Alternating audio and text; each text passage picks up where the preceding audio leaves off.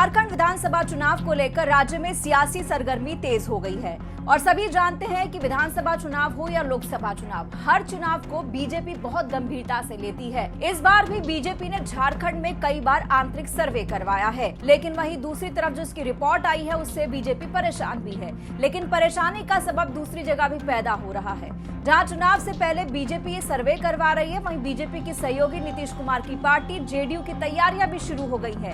ये तैयारियां भी आपको बताएंगे क्योंकि ये तैयारियां भी बीजेपी के लिए परेशानी का सबब है। हाल ही में बीजेपी ने एक आंतरिक सर्वे करवाया था, जिसकी रिपोर्ट से बीजेपी नेताओं की चिंता बढ़ी हुई है। चिंता का दूसरा सबब नीतीश कुमार भी है, जो अपनी पलटी मारने की आदत के लिए मशहूर है। जमशेदपुर पूर्वी सीट के निर्दलीय विधायक सरयू राय ने बिहार के मुख्यमंत्री नीतीश कुमार से मुलाकात करके चुनावी रणनीति पर चर्चा की है। अब ये सरयू राय कौन है और क्यों बीजेपी के लिए परेशानी पैदा कर सकते हैं, आप ये भी सुन लीजिए। झारखंड के पूर्व मुख्यमंत्री रघुवर दास साल 1995 से इसी सीट पर जमशेदपुर पूर्वी से चुनाव जीतते आ रहे थे, लेकिन उनके विजय रथ पर 2019 में सरयू राय ने ही रोक लगाई थी। दरअसल सरयू राय इस सीट से टिकट मांग रहे थे, लेकिन बीजेपी ने उन्हें टिकट नहीं दिया। इसके बाद सरयू राय ने निर्दलीय चुनाव लड़ा और रघुवर दास को शिकस्त दे दी। सरयू राय पटना साइंस कॉलेज के छात्र रहे हैं, जेपी आंदोलन के दौरान सक्रिय रहे हैं। नीतीश कुमार के काफी घनिष्ठ मित्र हैं सरयू राय, जिन्होंने चारा घोटाले का भी पर्दाफाश करने में काफी महत्वपूर्ण भूमिका निभाई थी। सरयू राय और सीएम नीतीश कुमार कॉलेज में एक साथ पढ़ते थे और राजनीति में भी उनका दोस्ताना अब बना हुआ है। 2019 में जमशेदपुर से टिकट नहीं मिलने की बाद बीजेपी से बगावत करके सरयू राय ने अपनी पार्टी बनाई थी और नाम रखा भारतीय जनतंत्र मोर्चा। अब नीतीश कुमार और सरयू राय एक साथ चुनाव में आएंगे या दोनों का गठबंधन कैसा होगा, ये देखने वाली बात होगी। दोनों की मुलाकात हर बार कोई ना कोई नए मायने बताती है। दोनों की मुलाकात राज्यसभा चुनाव से पहले भी हुई थी, तब भी कहा गया कि सरयू राय बिहार से राज्यसभा चुनाव लड़ेंगे, जिसमें जेडीयू उनका समर्थन करेगा।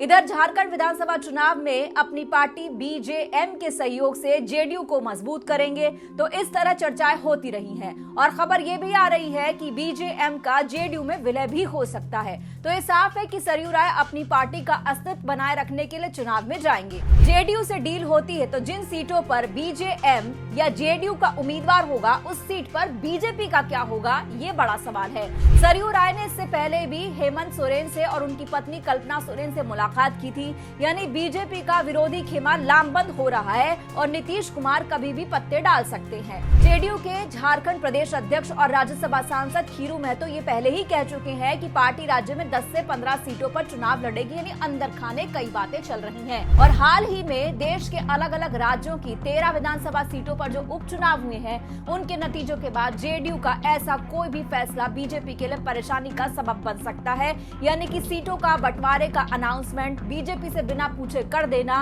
ये बीजेपी के लिए एक बड़ा परेशानी का सबब बना हुआ है। तो बीजेपी के लिए पलटू चच्चा सिर्फ बिहार में ही नहीं, झारखंड में भी गले की हड्डी बने हुए हैं। बीजेपी की आंतरिक सर्वे रिपोर्ट जो आई है, वो भी बीजेपी नेताओं के पसीने छुड़ा रही है। पार्टी की आंतरिक सर्वे रिपोर्ट जो आई है, उसके मुताबिक अगर अभी चुनाव हो जाए तो बीजेपी को जो सीटें मिलेंगी वो पिछली बार से कम होंगी। रिपोर्ट के मुताबिक मौजूदा राजनीतिक परिस्थितियों में बीजेपी को सिर्फ 15 से 20 सीटें ही मिलेंगी, यानी जो 2019 में विधानसभा चुनाव में उनको सीटें मिली थी, उससे भी 5 सीटें कम आएंगी। 25 सीटें 2019 में बीजेपी को मिली थी।